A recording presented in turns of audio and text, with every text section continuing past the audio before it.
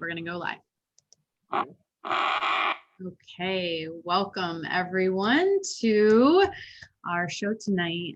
It is Finding Good Franchises, this show that is for the courageous people who are meant for more and are willing to do something about it. This is the place for you to find good franchises.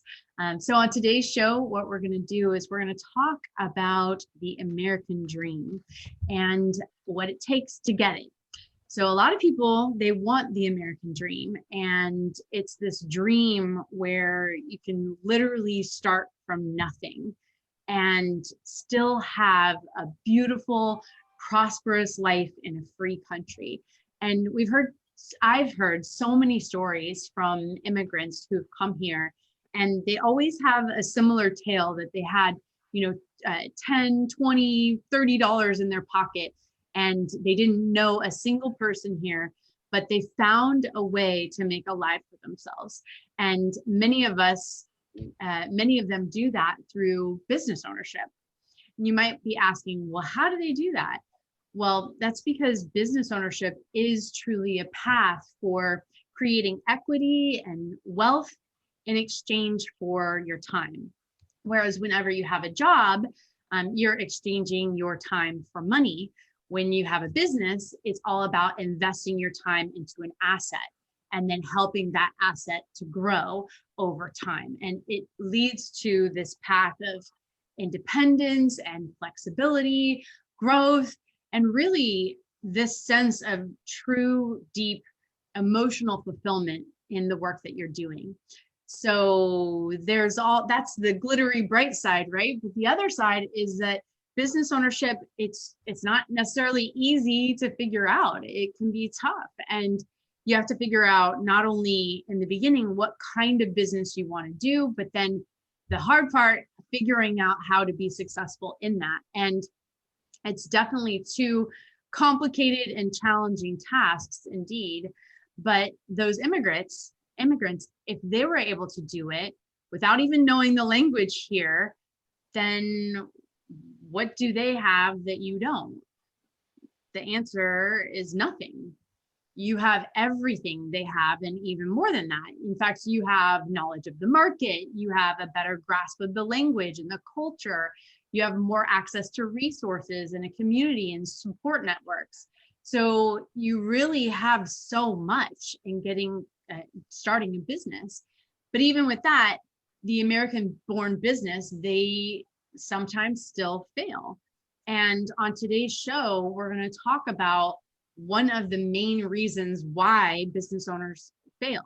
And it's not for the reason that you often hear. A lot of times people will say it's cash flow, it's equity. That's why they failed. They didn't have enough cash to sustain the business. And of course, that's an important part. But a lot of times to get to that point, there's something even more important than cash. It means more than cash. It's more valuable than cash, and it can truly make or break your business. And so what we're going to discuss is how you can have this and have a successful business in abundance. And you might be wondering what that business secret is. Well, it's confidence, and it's already within you. You just have to bring it out. So we're going to talk about how you bring that confidence out. And on today's panel, we have with us Eric Reese, who is a partner of Lathrop GPM. And that's a 500 plus attorney law firm. So they are nationwide. They represent hundreds of franchises, some of the biggest names that you've ever heard of. He was actually the 2020 and 2021 Best Lawyers in America award recipient. Yay. He's also a CPA and a business advisor and an independent business owner. So he's lived it. He's earned his stripes. Then we also have Amanda Ramirez. She is a national franchise trainer. She's also an award-winning franchise broker. She's helped us with a million different aspects of running, starting, launching franchises, including the immigration space and the international space. She's done everything from assisting immigrants to get a visa, so helping them with the franchise selection, and then building out and managing those locations, all of the country. And she also just focuses on helping people to find good franchises. That's her talent and her trait. And then we have David Whalen with us as well. So David is an award-winning franchise broker. He's owned several businesses. He's was an area developer with his first business, and he built that to 17 locations over a 20-year period before he sold it. So he's got a lot of experience there. And those businesses were in real estate. He's got experience in property management. Also, he had a supplemental business where he developed supplements for fitness franchises, as well as different doctors and online sellers. So he's done quite a lot there. And before becoming a franchise broker, he was actually in your shoes in 2011. And so he's been in that situation before and just understands what you're going through as you're trying to decide if franchising is for you and which franchise to go with. And then I'm Sabrina Wall. I am a national franchise trainer. I've owned or operated over 27 different franchise locations for myself and for other investors within 4 different franchise systems. I'm the CEO of the Year recipient through the Orlando Business Journal and the CEO of the Franchise Brokers Association. So welcome, Amanda, Eric, and David to the show. Thank you. All right, so let's start our conversation today with laying a little bit of the groundwork. Let's talk about why somebody would want to go into business for themselves in the first place. And so I'd like to kind of start with you, David. Why do you think people would even want to be a business owner? What are the advantages of it? Well, when I was 24 is when I got into my first business, which I'll be 60 in February. So it's been quite a little journey. Originally for me, it was being able to be in a situation where there wasn't a cap on my income. The truth is in 1984, I was a $7.50 an hour earner. And so I needed to find a vehicle to put myself in a position where I could, earn an above average limit. And so that was really my motivation then. Over years of development and, you talked about personal growth, those focuses change. It's not all about money at this stage in my life. And so when I decided to become a franchise broker, my motivation had really changed. I guess the biggest thing that I learned in my first business as an area developer was I really got lit up when I helped somebody else get into their own business. And that was something I enjoyed, the training, the mentoring, and the ongoing support that I gave those people that I helped along the way. And that really was very transferable to this. So it was a natural fit. So for you, it was kind of like the purpose, the wanting to feel passionate about what you were doing and make a difference. So that was something that drove you to be a business owner, and then also the ability to earn more. What about you, Eric? Why do you think somebody would want to be a business owner? So, and probably everybody has a slightly different answer to this, but for me, it's independence. We live in such a crazy world, and we live in a world where more and more people seem to be dependent upon others, whether it's an employer or the government or how the market is on a particular day with reliance on 401ks, et cetera. And I've always envied the people who really can shake all of that off and know that no matter what, they're going to be okay, because their success and their financial future is driven mostly by their own efforts. That's me. It didn't used to be me. Okay. I just read an article in preparation for today's show about conviction versus confidence. And the author said, you need conviction to start a business, but you can only build confidence while you have that business. And I disagree. I think you need a good dose of both. Conviction is, I will do this. Conviction is, for me, I must do this. As you know, Sabrina, we've known each other now for a long, long time. I didn't become a business owner until I decided that I must do this, meaning I worked for a person who was absolutely unbearable. And I could not bear to see my future and the lives of my families really dependent on this one person to give me work. And so my conviction was I must do this to be independent, but you can't take the risks associated with creating your own business, be it a franchise business or what have you, unless you do have some degree of confidence. And I think everyone has a degree of confidence that they can bolster through various methods. For me, it was the reading, or back then, the listening to, of leadership books, of sales books, of management books. And I realized that the principles really were fairly easy to grasp. And by that, I built some confidence to add to my conviction. But I really think the benefit of being able to determine your own future, what I'm referring to as independence, is the number one reward of owning your own business. I would agree. I think that that's the main thing that people usually are looking for. And it's something that once you get it, you don't ever want to go back, like it's like you can't go back. Right. I agree. It's hard. It's like, yeah, you almost know you've tasted the fruit of the tree. It's like, what it's like to be so independent and to be able to make your own schedule and have that freedom and flexibility. And it becomes difficult to go backwards. But I think there are some other things, other reasons why people are, looking at business ownership, and they're definitely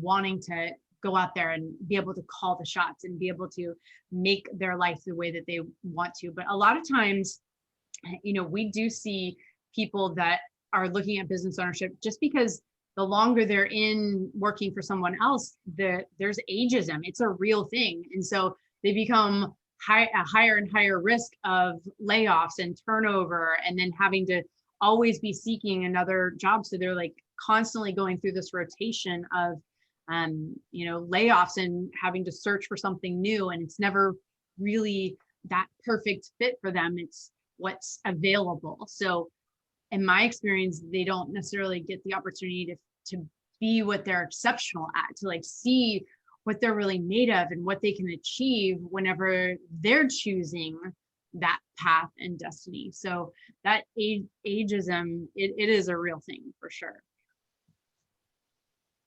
All right. So if we know all of these like great reasons why somebody would want to be a business owner, why do people continue to work for someone else then, do you think? Amanda, do you want to answer that one?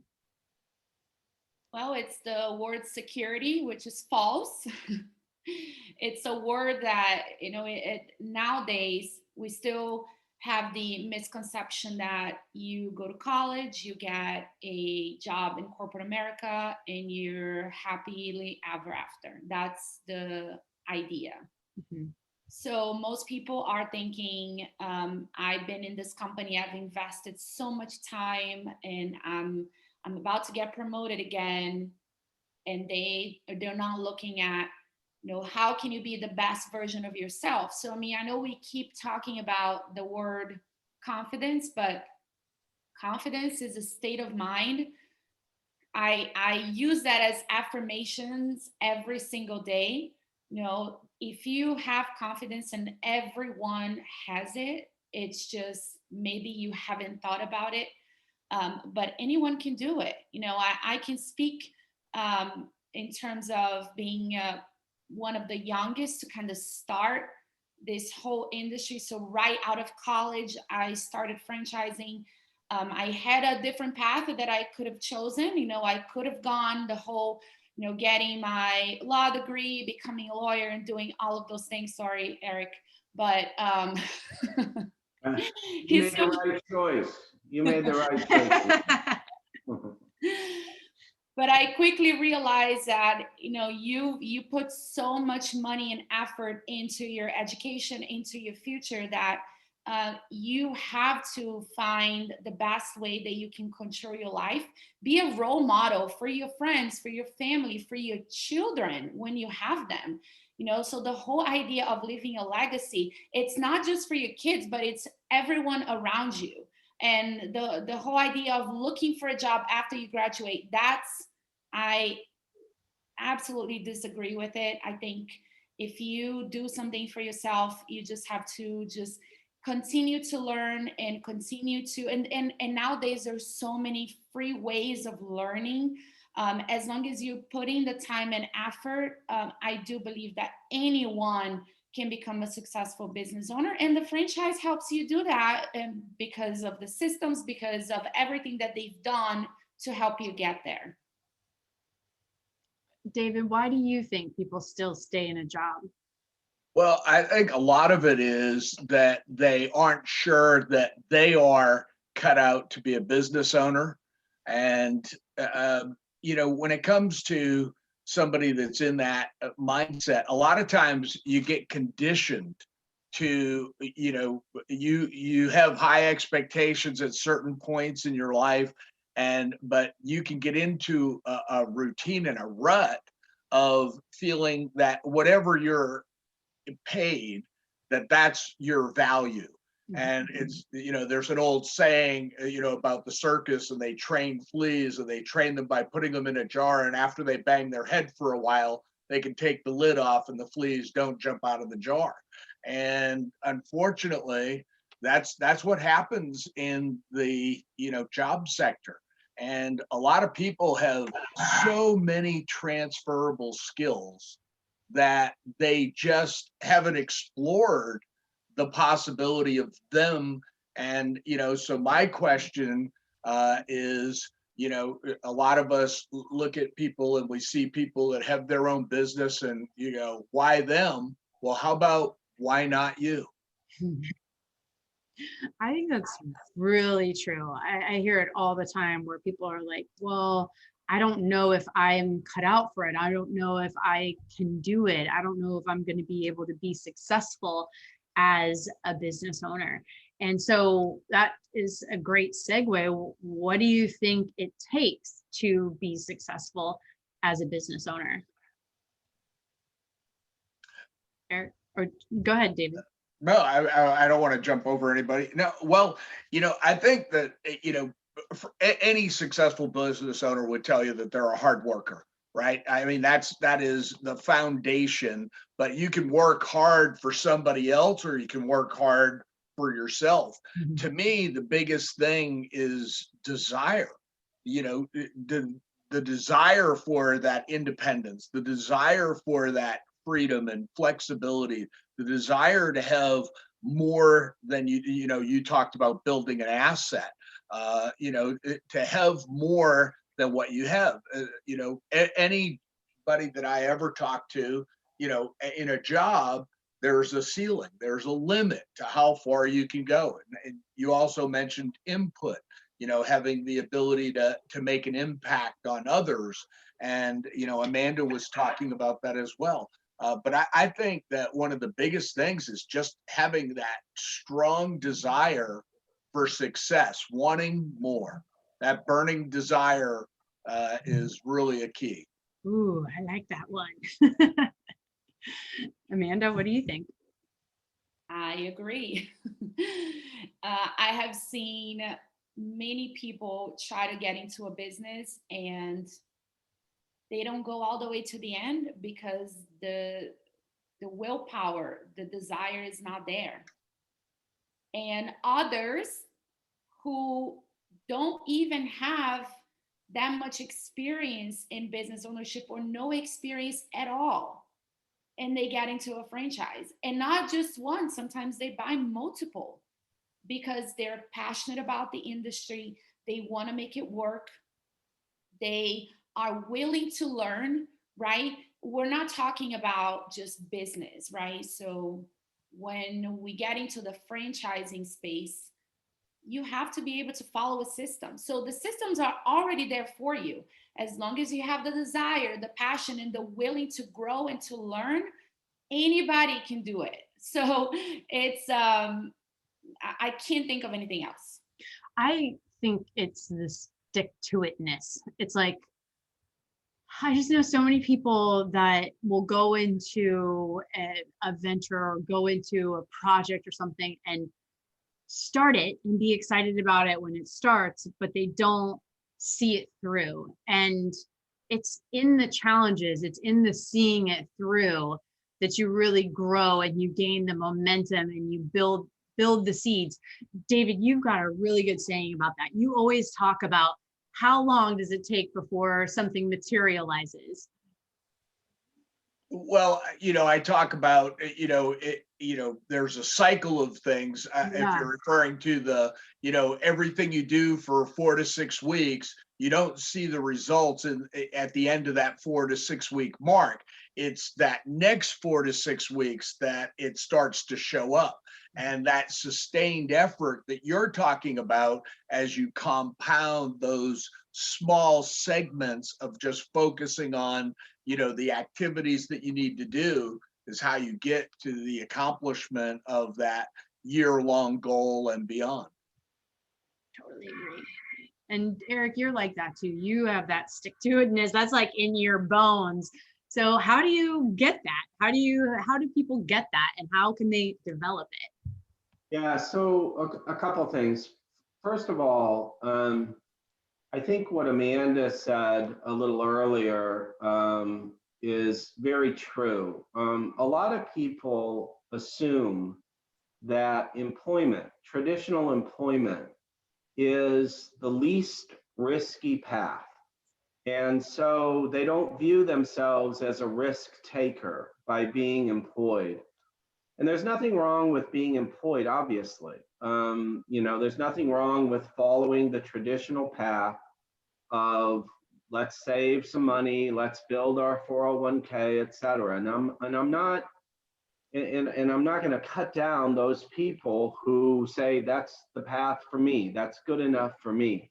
But there's tremendous risk involved in that because you are not in control of anything really other than your hard work, and you may work your rear end off and it still doesn't matter because your division was not profitable, you were not profitable, your company's other divisions were not profitable, and so you all go into the tank. Many scenarios have played out, particularly in 2020 with the governmental shutdowns as a result of, or allegedly as a result of, restrictions relating to the health of our citizenry. So understand we're all risk takers, no matter whether we're employed or whether we're trying to start a business. One characteristic that I've talked many times about that I found in all of my successful clients, and I found in you, Sabrina, and I found in myself, is what I call a legacy builder characteristic. And this is going to sound very unsatisfactory to a lot of people. Okay? Legacy builders are people who are never really satisfied with themselves. And it's going to sound a little greedy in the sense that, well, these are people that always want more. So that sounds like Scrooge McDuck sitting on a pile of cash and he wishes his pile of cash was bigger. But that's really not what I'm thinking. Legacy builders are people who always believe they can do better, no matter what their position is. A victory is never a victory. It's always yeah, we'll enjoy it for about 10 seconds and then we'll think about the next victory. Or a great year is never a great year. We'll enjoy that for a good day. And then we start thinking about how are we going to do better next year. And so this legacy builder characteristic I found in almost all of my successful businesses that I represent and in myself and my close friends like Sabrina, okay? We're always dissatisfied with our own performance and always believe we can do better. And a lot of people don't even think about that characteristic. But when I talk to them about it, they go, yeah, that is me. All right. That's the drive to get up in the morning. That's the drive to figure out how I can sell more or how I can do things differently or how I need to pivot this year in order to take advantage of what we just went through with the pandemic and the governmental shutdowns, et cetera. And so to me, that's the number one characteristic that drives successful business people. If you watch the film, The Founder, which I suggest to anyone who's interested in franchising, Michael Keaton plays Ray Kroc. And at a point in the movie, his wife, who was played by Laura Dern, his first wife, said, Ray, when is it enough? When is it enough? And Ray's character, Michael Keaton, said, he thought about it a minute and he goes, never. And he wasn't talking about the money. He was talking about the legacy. He was talking about seeing how he could make it better, bigger, faster. And it's a thrilling movie. I mean, it probably makes me out to be a nerd because everybody else likes Star Wars, right? I like The Founder, right? And so it's that sort of feeling or characteristic that I find is the most helpful on the days that I wake up and I go, I'm not so sure if I really want to work hard today. It's that legacy naggingness that says, Eric, you can do better. You can do better. So. Love that. I think every person that is going on this journey and trying to figure out whether or not business ownership is right for them or whether or not they want to add additional businesses, I think they go through this process of kind of self-discovery. And there are a lot of things and obstacles that come in the way and can stop them from moving forward, that can stop them from actually realizing that dream or taking that challenge on. So my question is, what do you think are skills, techniques that you can do to overcome that and to not let those challenges stop you, but instead kind of build the confidence that you need to take the risk and to take those actions? Amanda, do you want to take that one? Yeah, so I do a lot of that work with my candidates, where it's normal for people to disbelieve in themselves, to not think that they're going to be capable of doing something. So what I usually do is there's a lot of self-development. There's a lot of books. It has to do, in the word sales, it scares people, but you sell to everyone every single day of your life. You just don't know it. And if you want to own a business, owning a business, just like whatever it is that you're doing, you're constantly having to persuade someone. So sales books in any type of form are very helpful.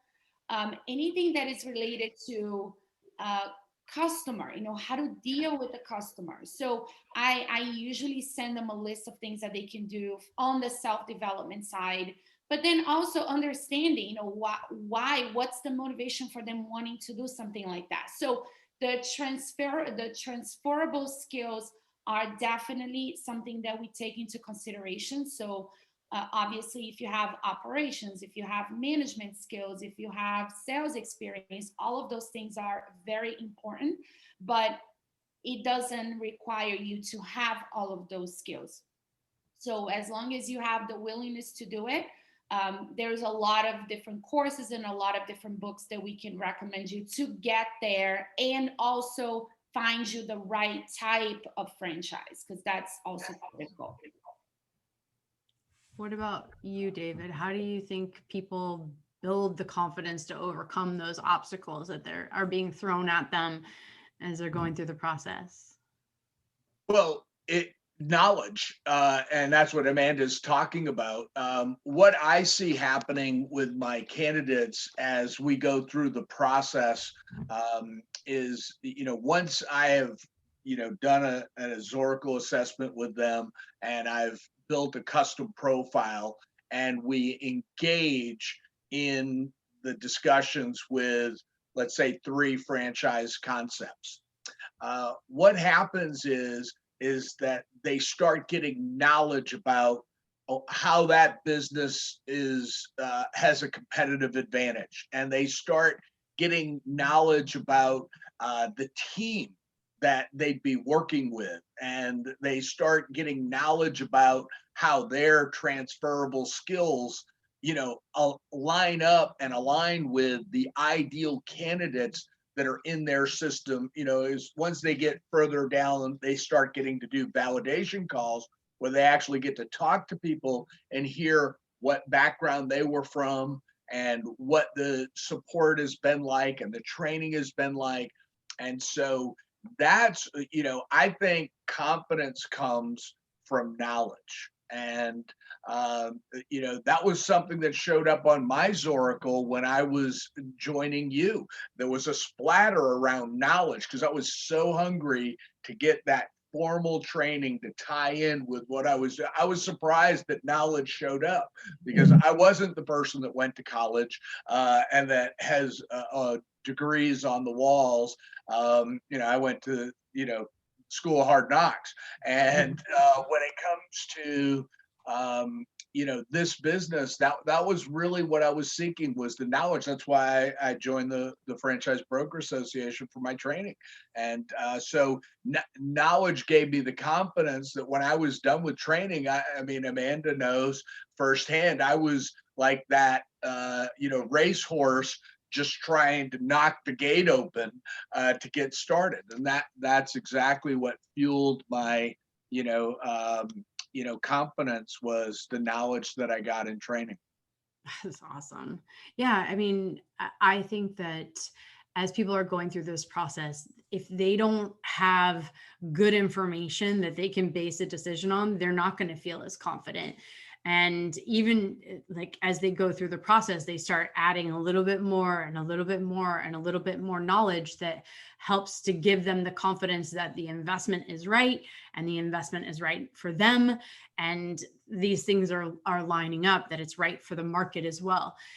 But I would say that, starting some of my first businesses, I saw the opportunity, did the research, decided this was right, but I went into it with not a lot of confidence at first in me, but confidence in what it was.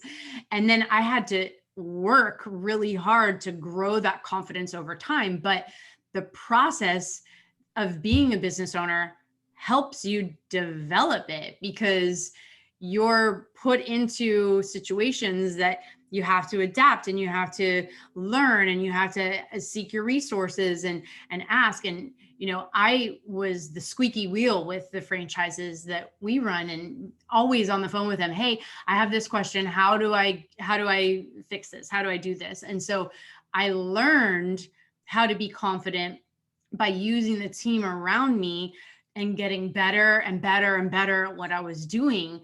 And with franchising, it's kind of one of those unique environments where you can start a business with no experience and still rely on that franchise. But a lot of times the franchise owners, they don't use the resources that they have available. So I would just highly encourage anybody who's thinking about going into franchising to be the squeaky wheel, be the one that's picking up the phone, calling the franchise, asking for help, asking for the support, because it's there for you. You just need to engage with it. And then through that engagement, you build the confidence and it comes out in you, and you are able to have what you want as a result of it. So Eric, what do you think? What do you think? Where do you think confidence comes from, and how do you grow it as a business owner?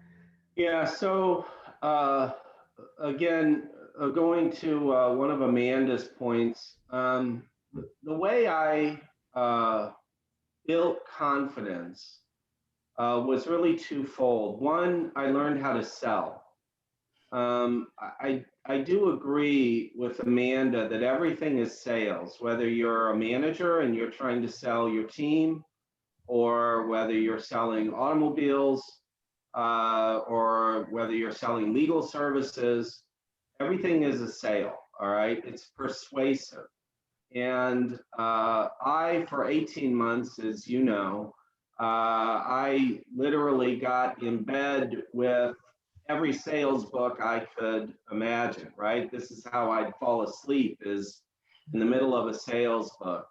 I highly recommend Zig Ziglar, who I believe is the greatest salesperson and the sales trainer that ever lived. Fantastic stuff from Zig. And I credit most of my sales ability to the simple techniques that he taught. So I think that's part of it, all right? I also agree with what David has said, and that is you got to want it, right? There has to be a desire. You have to have a vision of where you want to be, all right? And again, the legacy builders, including myself, always probably set their heights higher than they'll ever achieve, right? I went to law school to be the president of the United States, and it wasn't until Donald Trump was running against Hillary Clinton that I realized, wow, I really could have been the president of the United States, because between the three of us, I would have definitely been the most qualified.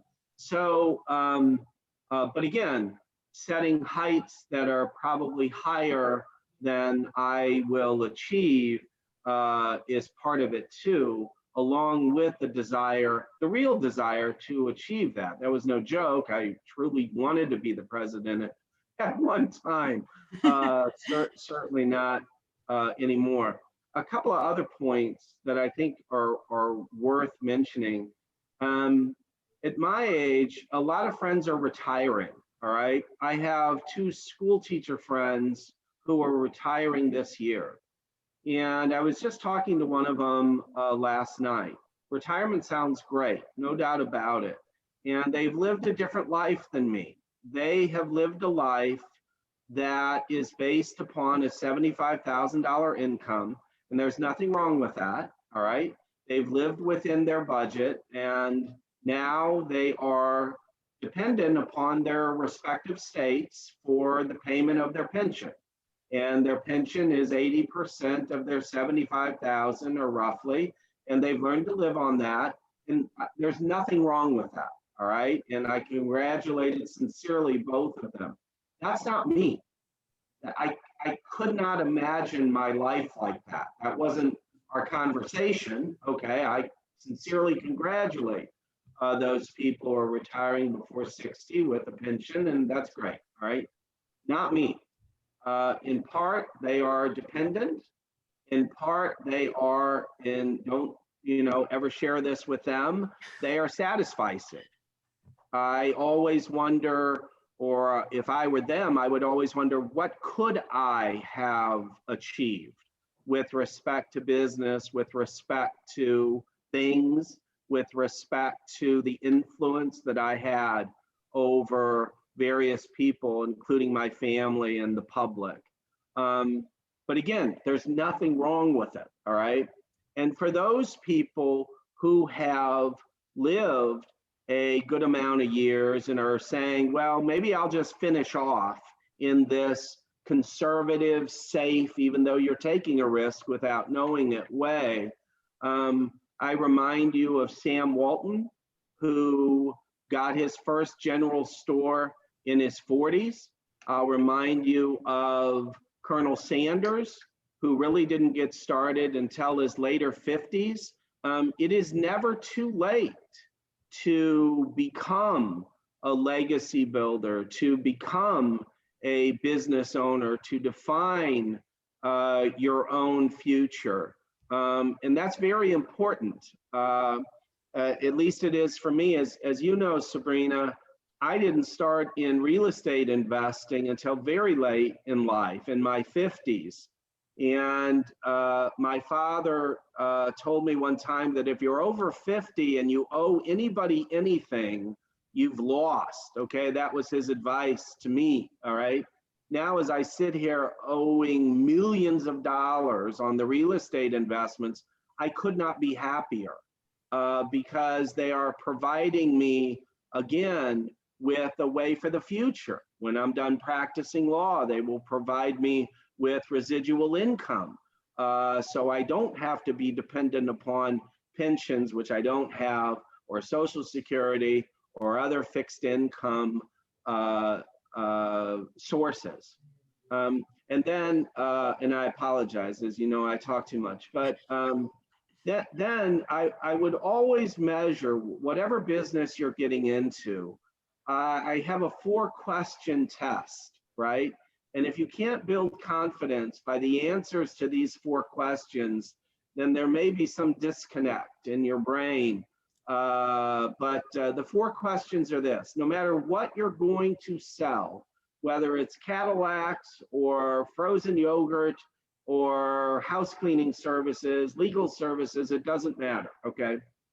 Whatever you're going to sell, you have to ask yourself, number one, is there a market for what I'm going to sell? Are people buying what I intend to sell? And if the answer is no, obviously you need to find something else, all right? You should not be in business selling that, all right? The second question is, are people buying in my market in sufficient quantities so that so long as I hustle, all right? And everything has to do with hustling. When people say, oh, that Eric, he's a hustler, I say, thank you. They think they're cutting me down. It's like, no, we're all hustlers. We have to be. You got to get out there and you got to work. You got to move, right? But are people buying in sufficient quantities in my market territory so that if I hustle, I will be able to achieve a result that will be sufficient for you. If 100,000 is sufficient for you, that's great. If 300,000 is sufficient for you, that's great too. That's an individual question. And that's a market-based question, your market that you're going to sell these goods or services in. So if you have 2 yeses, you have to ask the third question: is what I'm selling better than the competition? And if the answer is no, you're selling the right thing, you're just not selling the right brand. So you got to find the right brand, something that provides a better value proposition than your competition. So 3 questions. Remember, there's 4. 3 questions. Are people buying? Yes or no? If no, change. Number 2, are they buying in sufficient quantities? That's a local market or your market area. If the answer is no, again, change. Change goods or services. If the answer is yes, are you going to sell the best? Do you believe that the value proposition associated with your goods or services is better than your competitors? And by the way, on this one, you don't even need to be right. You just need to honestly believe that it's better. The guy who believes that Cadillacs are better than everything else and sells Cadillacs does quite well selling Cadillacs because he believes in the value proposition. Finally, the 4th question should be obvious. What are you waiting for? Go sell that, right? So I really do ask myself those questions every morning. I don't wake up. I'm not some freakazoid and wake up and look in the mirror and ask those questions, but I go through them in my head. And so far they've been yes. And I think that then gives me the confidence then to go out and do it and be relatively successful in doing it. I apologize. I had a lot to say. You Oh, I triggered like it. Trina, so. Amanda, I'll move to you because I know you are really passionate about this subject, but if you had to kind of advise people of doing, let's say, 3 repetitive things that they could do every single morning that would help them to build and nurture and develop that confidence in themselves so that they can make the decisions to be a business owner, what would you suggest that they do? I have 6, but I'll do 3. I'm a big believer in this book. It's called The Miracle Morning, and I practice it every single day. And it's 6 things that you do every day, and it helps tremendously in whatever it is that you're trying to do, but especially as a business owner, to get that momentum going, to have productivity, to be confident, all of those things. So I'll share 3 of the 6, but no, you have to share all 6. So just quickly share all 6. Okay. It's journaling, and all of this can be done in less than 30 minutes. So it's having a journal and writing down things that you want for yourself and for your loved ones. Meditating can be 2 to 5 minutes. And when you meditate, try to do the guided at first, because if you don't know how to meditate, it can be a little difficult at first. So there are lots of videos that you can just try to do, and it can be guided towards business. Taking a cold shower. This is a hard one for a lot of people, but it does something to you when you get in the shower. Cold shower right when you wake up. And the idea of waking up early really changes things as well. And early is not 6 a.m. Early is 4. So it's when everybody else is sleeping is when you're getting things done. When the world is sleeping, you're getting things done. Exercising can be any form, and it doesn't have to be 30 minutes. It doesn't have to be an hour. It can be 10 minutes or less, but really getting the blood pumping and doing something that will get you energized and ready to start your day. And I'm not sure if I mentioned all 6, but yeah, so that's the idea, is that you're meditating, journaling, working out, taking the cold shower, and you do that over and over again, 30 minutes of your day, and it will change your life. I promise you. So it makes you feel more confident. Why? Because you know that you can do things that you didn't think you could, because you're getting out of your comfort zone. If you actually look at the percentage of people who wake up before 5 a.m., it's actually a pretty small number. You hear the saying, I'm not a morning person. That is not true. Anybody can be a morning person if you work hard for it, if you prepare yourself for that. It's just like the idea of you running a marathon. Why do you think people run a marathon? Why do you think people go and they do a triathlon, right? Oh, I would never do something like that. That's not for me. But they don't understand that people with limitations, physical, mental, they do it because they want to prove to themselves that they're capable of doing something that nobody else can.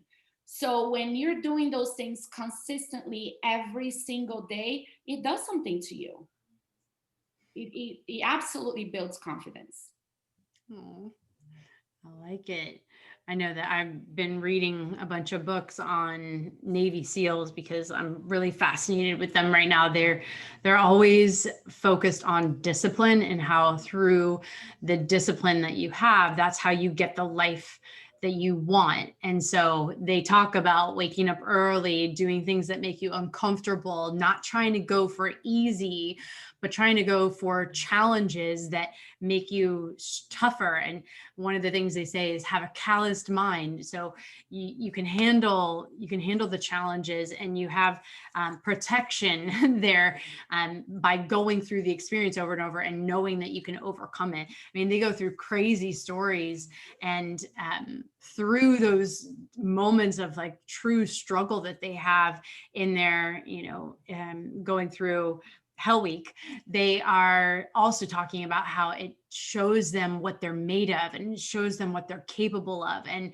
even the most like broken, damaged people can overcome those challenges by seeing how strong they are internally and how much they do have to offer and what they can achieve. So I see where it's coming from. And I just remember the other two. It's reading 10 pages of a book, and then being grateful. So using words of gratitude, because that is going to change your mentality from maybe you're going through something really hard and you tend to be negative, but instead of doing that, you're thinking about the positive things, why you're grateful for that. So it's doing the small little things that you don't think you're capable of doing, and you'll build up to it, right? So I feel like being a business owner is a mental practice all the time, and it does keep you more focused on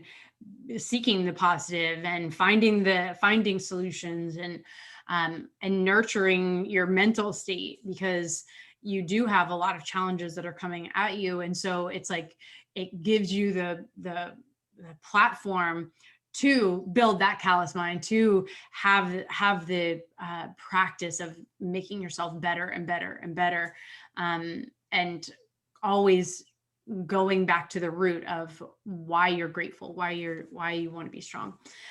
Eric, do you have anything that you want to share about repetitive tasks? I know you're an early riser too. Yeah, I mean, I don't sleep past 4 a.m. And again, I don't know why I don't sleep past 4 a.m. I just don't. All right. Now that also means I don't stay up. The other night, New Year's Eve, it's like, I'm asleep by 9:30. Okay. But I do agree with Amanda. I've not tried all of that. I probably do the meditation that Amanda suggests, although I don't call it that, right? It's a contemplative, probably good hour for me in the morning, particularly between 4 and 5 a.m., where I have my coffee and I think about not a to-do list for today, but a vision for tomorrow and thereafter. I'm always thinking about the future, and not in a worrisome way, but just in a focused way, because I have to maintain my focus. Where do I want to go? It has to fit. I don't want it to be haphazard. I want the things I'm doing today to work toward those goals that I have for a year. Really, I always look 10 years out. Where do I want to be? As goofy as that sounds, I'm constantly asking myself that question: where do I want to be? And are the things I'm doing today going to help that cause? So early rising, I totally agree with. The contemplative moments, I agree with. Sabrina, it's your husband that got me back into fitness, specifically weightlifting. I lift weights at 5 o'clock in the morning. And really, this is just another twist on what Amanda said and what you said, Sabrina, with respect to the SEALs. What your body is capable of doing can add great mental confidence in other areas. And again, I'm not one of these people. You're also Facebook friends with me. I don't post my workouts. But what I never knew how weak I was until I went and started lifting weights. And when I take a look at my charts and I take a look at the stacks of weights that we lift now with the trainer, I have to admit I'm not disciplined enough to lift on my own. You know, when I travel and I go to the hotels with the weightlifting, it's like, yeah, I work out, but I guarantee it's not nearly as intense as I do with my trainer. So a lot of the things that Amanda has said, I really do, right? I may not describe them as that. I'm not a cold shower person, but challenging your body, the contemplative thinking, the visionary thinking, the quiet time for yourself. And I totally agree with that early rising. By 10 o'clock in the morning, things have gotten a little out of control for me usually, with a new set of problems from different clients. But boy, the hours of 4 a.m. and 10 a.m. for me are the most productive ones for sure. David, what do you think franchising does to help people build confidence? When you say that, are you talking about the system or being a franchise owner? The system. What does the franchise system provide that helps people to build confidence as owners? Absolutely. And, you know, I like summarizing what I just heard from both Amanda and Eric. They're investing in themselves before they go out. And, you know, if you don't take care of yourself, you can't give your best to others. And so that's a great way to start the day. And I do have 8 steps to success that I follow. I had to have 2 more than Amanda. But anyway, franchise systems. Well, the biggest thing is they are going to provide. First off, they have a proven system, right? So whatever stage of growth you're going into, you know, they have proven out their model. You know, further along, they have more people that can validate that for you, but they have a recipe for your success. So part of your confidence starts by knowing you have a recipe, and if you fill all these ingredients and you follow the process, you can expect the same results that others are getting. You should have learned that in validation. But now that you're a new franchisee, the first thing that's going to happen is the training that they provide. And they're going to give you thorough training. They're going to stick by you. And, you know, if there's an area that you need additional help, they have those resources for you to draw on. I like what you said about being the squeaky wheel. We know technology is a challenge for me. You know, the next thing is that you're going to have ongoing support. You know, whether it's the regional person that they assign to you or a mentor that they assign to you, you're going to have that ongoing support. So it's not just X number of days or weeks of training and then you're on your own. You know, I love the saying, one of the things that attracted me, and before 2010, I've never really considered, you know, the franchise world like I do today, but it's being in business for yourself, but not by yourself. And that's what you get to rely on. You're not by yourself. So you've got the initial training on a proven system. You've got support, you know, that's assigned to you. And this is something that should be in the back of your mind. They have a vested interest in your success. You know, a lot of times people who have never explored franchising get caught up in the franchise fee. The franchise fee is not has nothing to do with the type of money that they're making. That gets used in your training and other aspects of the franchisor. They make their money on royalties, the ongoing fees.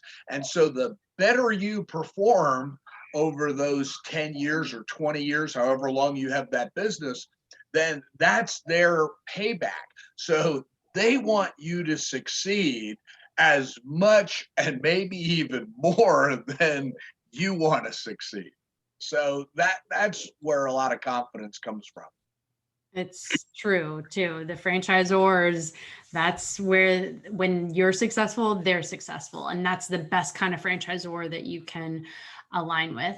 So I want to thank everyone for your time today. Just some final thoughts as we close out is that I find personally that going through a process of trusting in God and working with through my spirituality, that has helped me to build confidence. The tribe, the people that you have around you, the franchisor, the franchisees, the mentors and family and friends who are going on this journey with you, encouraging them and asking for their support, they'll usually give it to you. And, so asking for that helps to build your confidence in any of those low moments. Those are the people that see and know you the best and will continue to rise you up and to continue to support you through those challenges.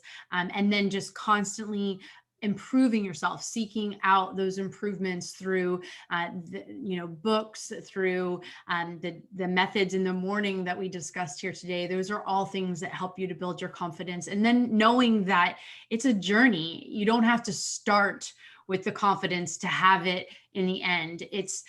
You build it as long as you do your due diligence up front, you build it over time and it becomes stronger and stronger. And you'll look back at yourself, 5 years later and say, wow, I can't believe how far I've come and how much I have grown during this time frame. And that's all we want for you. We want you to have a wonderful, bright future in franchising, and we hope to help you with that.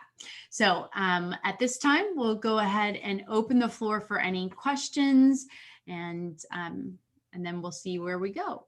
If we have any questions, type them into the chat box.